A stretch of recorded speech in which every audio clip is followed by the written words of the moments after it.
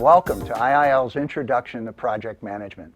Now this video is a very quick but thorough introduction and should give you an overview of key concepts in project management. You will see this video as the starting point of learning more about project management and its benefits, perhaps even adopting project management as a new career path. You will have a better understanding of the importance of the discipline of project management to your work and to the success of the organization. So maybe the first question on your mind probably is, who is this guy and why should I listen to him? Good question. My name is Greg Balestrero, and I am the Strategic Advisor to IIL for Sustainability, Leadership, and Corporate Consciousness. Now for nearly 40 years I've been engaged in the discipline of project management as either a project team member or perhaps a manager. As a result, I'm both a practitioner and an evangelist for excellence in project and performance management. Now, over the last 30 years in particular, I served as president and CEO of 3 different professional associations, all of which were related to project management in some way. The last one was the Project Management Institute, or PMI. My work took me all over the world, and I had the privilege of meeting and working with phenomenal professionals in the field of project management. Now, many were members of PMI, many were members of other professional associations, but all carried the passion for the profession and all showed the intellectual scars of the school of hard knocks, those which you get from real, powerful learning and experience. And I too carried the passion of the need for getting better business results, but primarily through the discipline of project management. I help promote project management as both a formal discipline and a critical skill set for life. Now, I've witnessed firsthand the benefits of a formalized approach to project management, both in developing and developed nations. I've seen it applied across all industries in both the public and private sectors. Now, during my tenure as CEO at PMI, I encountered quite a few skeptics or non-believers in the discipline of project management. Their position was often stated by, anyone and everyone can do project management. The comment was usually followed by, well, I do my taxes every year, or I plan my daily work effectively, and I get it done on time. I would smile and respond with a simple question. Could you do the same thing perhaps in India with 10 people executing your work for you? Or could you use your approach to building houses and have them built on time, on budget, time after time? Typically, they'd be taken aback at first, look at me kind of askance, and then smile and say, I get it. So for those of you seeing this video for the first time, we're trying to make sure that you get it. But when I say you, what we mean is anyone perhaps who's been asked to join a project team at your company. Or maybe you're considering project management as a career. Or you could be an experienced PM and you're looking for a way to share the ins and outs of project management with non-project management personnel. Or perhaps you're a senior manager who needs to communicate and understand project management and those engaged in the profession. Now this video is a very quick but thorough introduction and should give you an overview of key concepts in project management. It won't make you a project manager, nor get you ready to take on complex projects. However, it will give you a much better appreciation of how important the discipline of project management is to your organization and how valuable a good project manager is to the success of any project. We hope we will build a desire, the passion to learn more about this field that continues to grow exponentially in terms of its global application and the value it brings to organizations everywhere.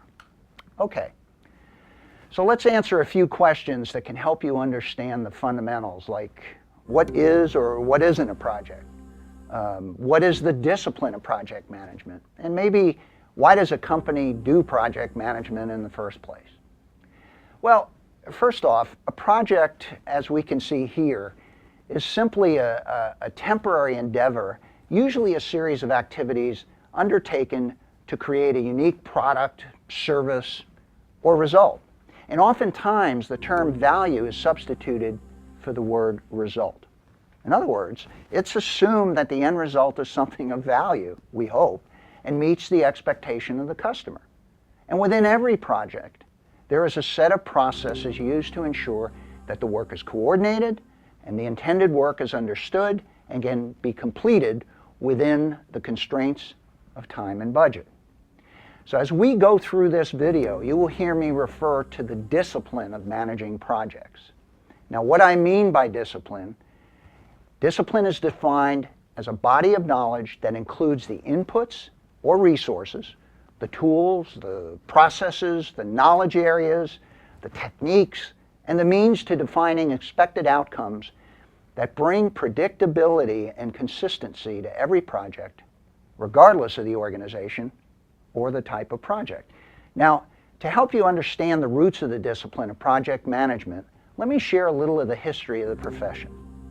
Its roots actually begin in the late 19th century when the Industrial Revolution required redundant activities, producing the same value over and over with similar, predictable results.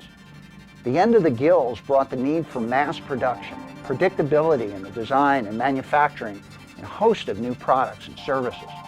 It required a way to launch new production lines and to build and commission new factories and to add new products and services. Now, one of the first applications of the modern discipline was in the early part of the 20th century in the United Kingdom, just prior to and during World War I. A gentleman by the name of Henry Gantt was engaged in helping build battleships for the war effort. The need to manage the construction of these massive vessels in a very short time was actually critical to the success of the war effort.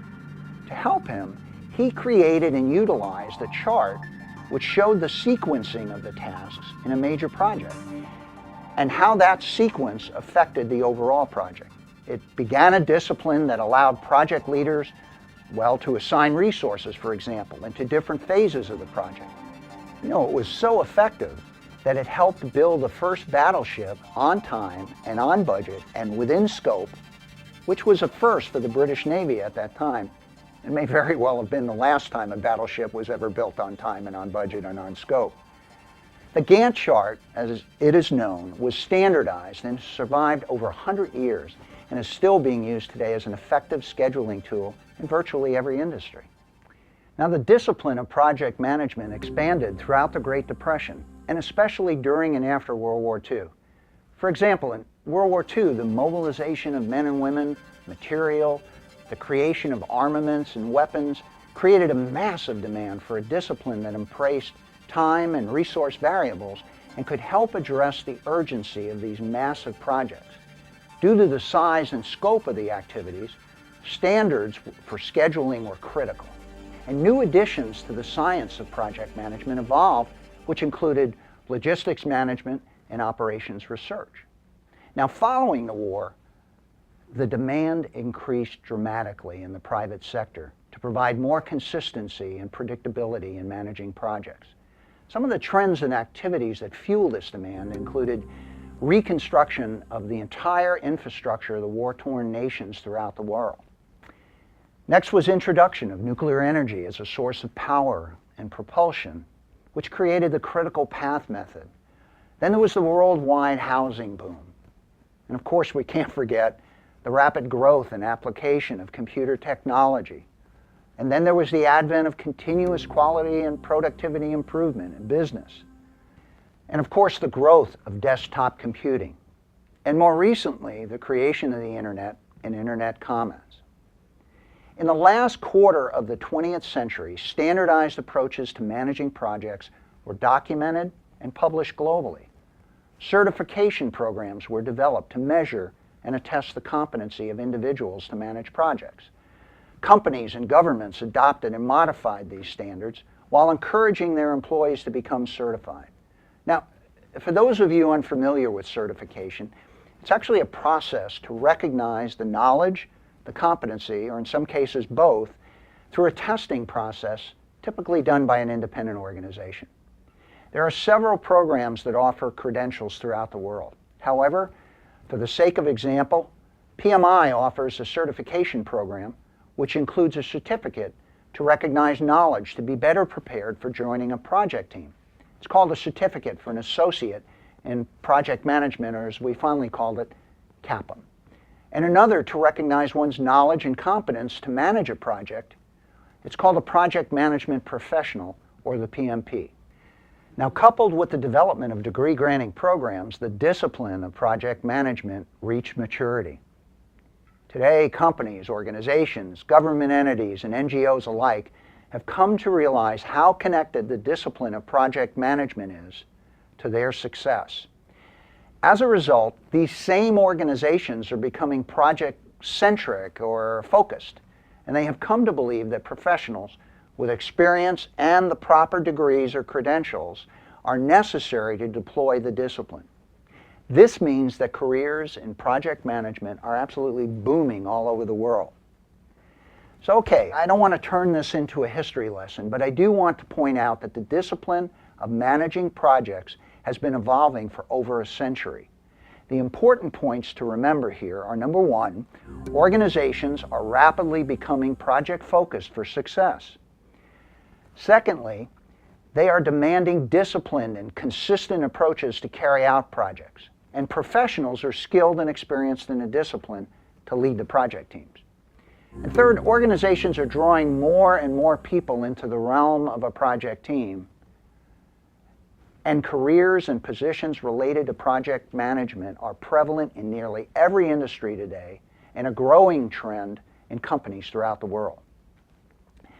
Now, let's work on the language of project management, and that's what we're going to do here, in case you want to talk with professionals in the field. Now, I want to dispel the myth that PMs may speak in complex language. Their language may be specialized, but it is very, very intuitive.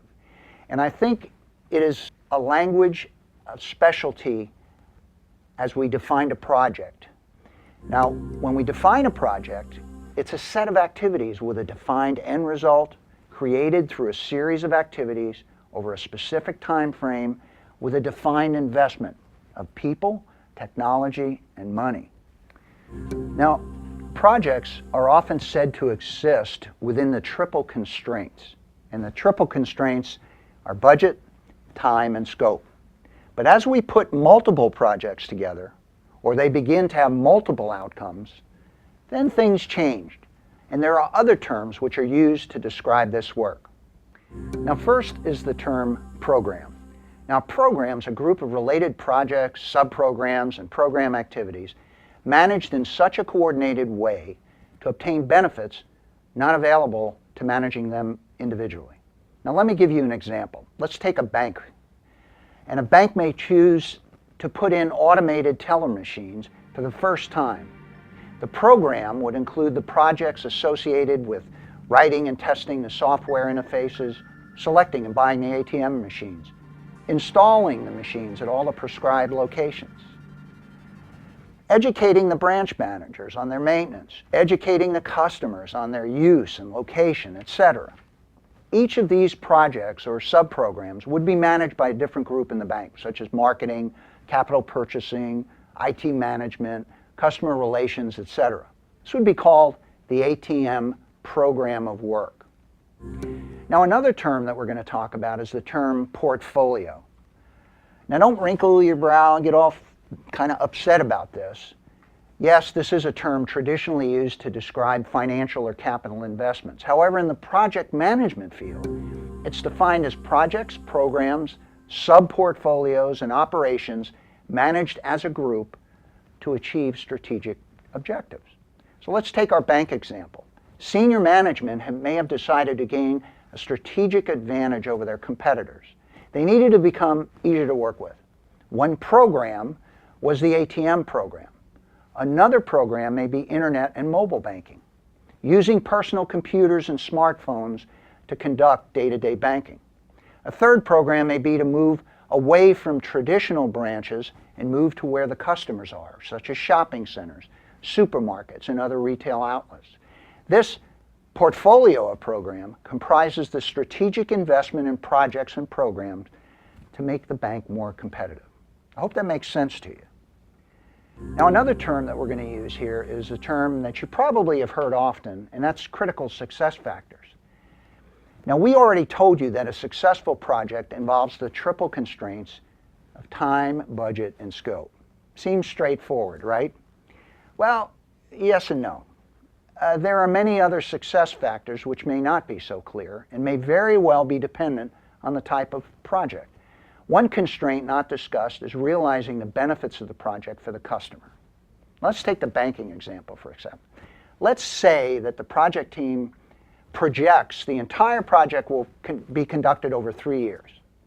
And the bank sees the opportunity to save money by purchasing all of the ATMs immediately and putting them in storage. However, by the time the program is launched 3 years later, the ATMs are considered a legacy version. That is, there is a later, more user-friendly system with more features. Did the bank achieve their strategic objective to get the system on time, on budget, and within scope? Perhaps. But the bigger question is, did the bank achieve the strategic advantage it sought to achieve? Well, chances are it did not. Technology advancement, sequencing of activities, negotiations to achieve budget and scope, cultural differences in global project teams, decision trees and responsibilities for changes in scope, and other factors enter into achieving critical success, depending on the project. These and other critical success factors may very well be part of the project and will require other skills to enter into the project, program, or portfolio team leader. So now we know how to define a project, a program, and a portfolio, and understand the triple constraint and other critical success factors. So, are you ready to invite your friendly neighborhood project manager to lunch and sit down and talk turkey?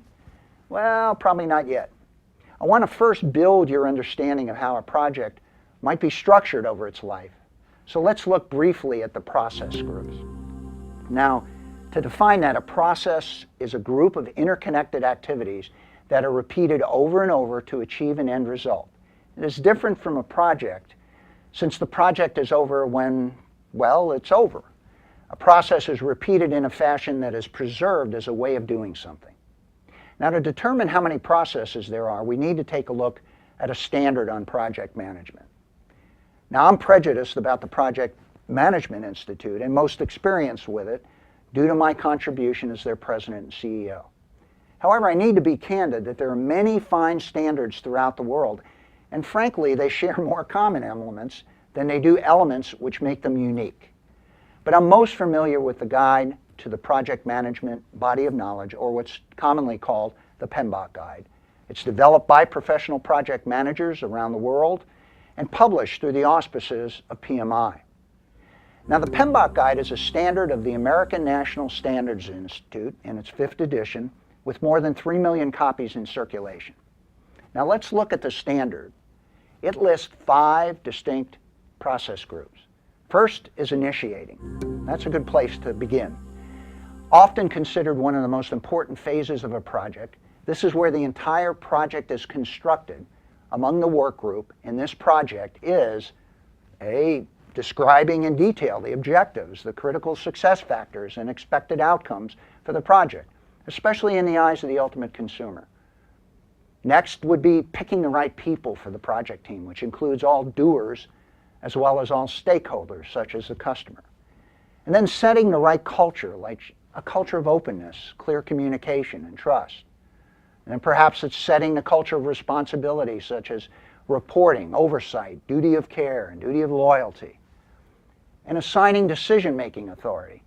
And last, preparing a detailed charter, including all of the information I just mentioned. Now, next is the planning phase. This is where the details of the work are developed. This is normally done with the entire team, bringing to bear the collective and diverse skills and knowledge of the team members.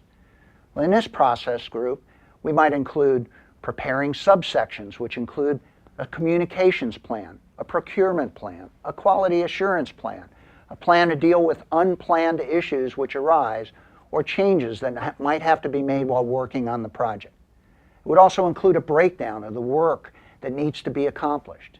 And let's not forget the preparation of a detailed schedule, including the sequencing of resources to achieve success, a detailed budget with contingency considerations, and a list of risks that might get in the way of success and a plan to mitigate those risks. Next is the executing phase. Now, don't worry, this isn't a process to eliminate the project leader if the project fails. This means to start the project and work the plan. This is where the rubber meets the road. Here we might find some of the following activities, like monitoring and measuring performance against the plan. Next would be recognizing risk events, or events which might get in the way of successful completion, or even one which might be an opportunity which, if not taken, might have a cost associated with that choice. We could be addressing the need for changes in the project, or communicating frequently and effectively to stakeholders. The next process group is called monitoring and controlling. And one way of looking at this is as if it's a driver of a car on a long trip. The intended arrival time and date, the proper directions and guidance, ensuring proper engine performance, adhering to local speed limits, scheduled rider and driver rest breaks, adjustments for unusual road conditions, are all factors which may affect one's ability to arrive at the destination on time, on budget, and within the scope of the trip. So for a project manager, this means staying within time and budget constraints, seeking out status and piecing together the true conditions of the entire project. Or maybe it's preparing and communicating risk mitigation strategies to just the right stakeholder. Now the fifth and final process group is closing. And this is the end game, completing the project and achieving the objectives of the project, or having the project canceled for some reason. Not the same outcomes by far, but equally a possible closing condition. This is a critical learning step for all and a crucial step in ensuring that the customer is satisfied. Now this often includes demonstrating the achievement of success to the customer, capturing additional activities to bring a project to full customer satisfaction. In some cases, providing commissioning information such as maintenance schedules, operational instructions, and warranties. Next would be cataloging lessons learned, either painful or joyful, to provide a legacy or a leave behind for other project teams. Quite comprehensive, isn't it? Well, we're almost ready to sit down and talk to the project manager and understand the language about what has to take place to manage a project. But we're not quite there yet. There is also the knowledge that has to be present, either in the project leader or the team, to accomplish what has to be done. This is the intellect that allows a team to perform well on a consistent basis. These knowledge areas round out the very significant body of knowledge that makes project management a powerful discipline. Now, according to the PMBOK guide, the knowledge to successfully manage a project falls into 10 distinct areas. Now, they are far too comprehensive to cover in detail in this video, so I'm only going to quickly highlight them here.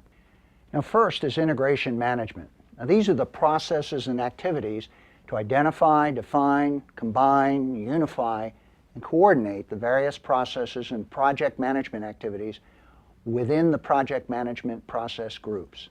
In short, it means being able to make choices, balance resources, and bring it all together. Now, second is scope management.